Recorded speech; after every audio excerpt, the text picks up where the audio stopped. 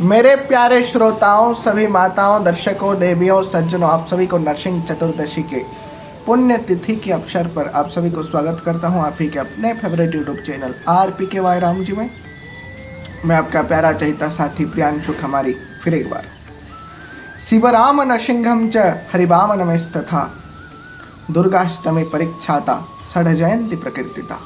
इस संसार में 6 जयंतियों को प्राधान्य दिया जाता है। वो है शिवरात्रि, रामनवमी, नरसिंह चतुर्दशी, कृष्ण जन्माष्टमी, वामन द्वादशी और दुर्गाष्टमी। और 12 महीने में 24 एकादशियाँ आती हैं। इनको जो पालन करते हैं और ये 6 जयंतियों को जो पालन करते हैं, कहा जाता है कि भगवान उनको प्रणाम करते हैं। तो नरसिंह चतुर्दशी के पुण्य तिथि में आज हम भगवान नरसिंह के बारे में कुछ बात करेंगे। ओम उग्रवीर महाविष्णु जलंतम सर्वतमुखम नृसिंह भीषण भद्र मृत्य मृत्य नमाम्यहम्। गीत गोविंदम में कहा गया है कि तव कर कमल परे नखमद्भुत श्रृंगम दलित हिरण्य कशिपु तनु भृंगम केशवधृत नरहरि रूप जय जगदीश हरे। जब प्रहलाद कयाधु के गर्भ में थे तो इंद्र बार बार उनको मारने का प्रयास करते हैं। फिर असुर लोक पर आक्रमण करते हैं। नारद जी आके उनको समझाते हैं और कयाधु को उनके आश्रम पे ले जाते हैं। हिरण्यकश्यप तब तपस्या में गया हुआ था और वहाँ पे नारद जी के आश्रम पे प्रहलाद का जन्म होता है। प्रहलाद सत्संग लाभ करता है नारद जी के आशीर्वाद से और वहाँ पे हिरण्यकश्यप ब्रह्मा जी का आशीर्वाद लाभ करता है।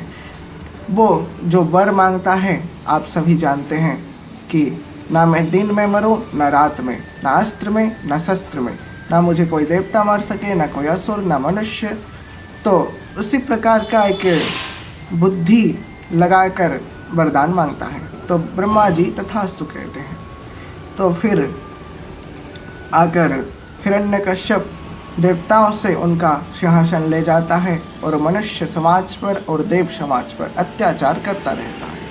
तब उसके पुत्र को शिक्षा के लिए जब भेजता है तो वहाँ पे प्रहलाद हरि कथा का जब प्रचार करते हैं तो हिरण्यकश्यप ये बात जान पाता है और बार बार उसको मारने का प्रयास करता है। कब पहाड़ के नीचे फेंक देता है, कब हाथी के पैरों तले को चलवाने की कोशिश करता है, कब अग्नि में जलाकर मारने का प्रयास करता है, तो कब पानी में फेंक कर मारने का प्रयास करता है। आखिरी में क्या हुआ कि आखिरी में प्रहलाद को एक लोहे के खंभे में बांध कर मारने का प्रयास किया। पहले प्रहलाद को कहा कि यहाँ पे क्या तेरे भगवान हैं? तो प्रहलाद कहते हैं सभी जगह पे भगवान रहते हैं। तो फिर प्रहलाद को कहता है कि इस लोह स्तंभ का आलिंगन करो। तो प्रहलाद ओम नमो भगवते वासुदेवाय मंत्र का जाप करके उसको आलिंगन करते हैं। तो वो उत्तप्त लोहे का खंभा शीतल पड़ जाता है, ठंडा पड़ जाता है। तो फिर जब उस खंभे में बांधकर प्रहलाद को वो खंभा को प्रहार करता है तो भगवान नरसिंह प्रकट होते हैं और कहते हैं अभी दिन नहीं है कि रात नहीं है, ये संध्याकालीन समय है। ये घर के अंदर नहीं है कि बाहर नहीं है, ये चौखट है।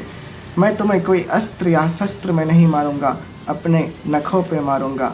मैं कोई देवता नहीं कि असुर नहीं कि मानव नहीं, मैं मनुष्य और पशु का मिश्रण हूँ।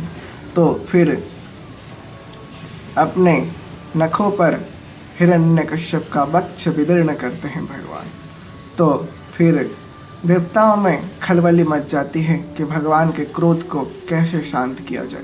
माता लक्ष्मी को भेजते हैं। माता लक्ष्मी डर कर बैकुंठ चली जाती हैं। फिर भगवान शिव जी को भेजते हैं। भगवान शिव जी भी डर जाते हैं और दूर चले जाकर डमरू बजाते हैं। फिर प्रहलाद को भेजा जाता है। प्रहलाद भगवान के गोद में बैठता है और बैठकर भगवान जब पूछते हैं क्या तुम्हें डर नहीं लग रहा? प्रहलाद कहता है ये तो आपका वास्तविक रूप नहीं है वासुदेव, यह आपका एक नकली रूप है।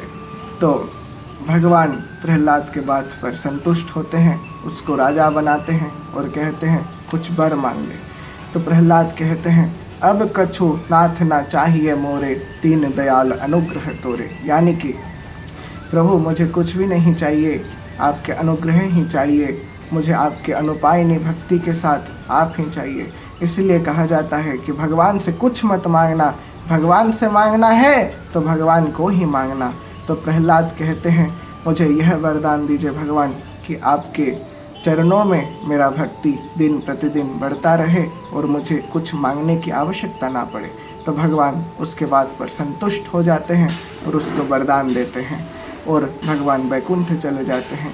तो प्रहलाद के भक्ति के कारण ही आज हम उसको याद कर रहे हैं और भक्त के रक्षा के लिए भगवान के जो कार्य को याद करते हुए नरसिंह चतुर्दशी का पालन करते हैं, क्योंकि आज भगवान नरसिंह का प्राकट्य हुआ था। फिर आऊँगा कुछ नया प्रसंग के साथ, तब तक के लिए लाइक, शेयर और सब्सक्राइब करना ना भूलिए आपके favourite YouTube channel RPKY Ram ji को। इस कहानी से हमें यह बात भी शिक्षा मिलती है कि बुद्धि का अधिक प्रयोग मनुष्य के लिए विनाश का मार्ग खोलता है, लेकिन भक्ति का प्रयोग मनुष्य के लिए उत्थान का मार्ग खोलता है। जय भगवान नरसिंह।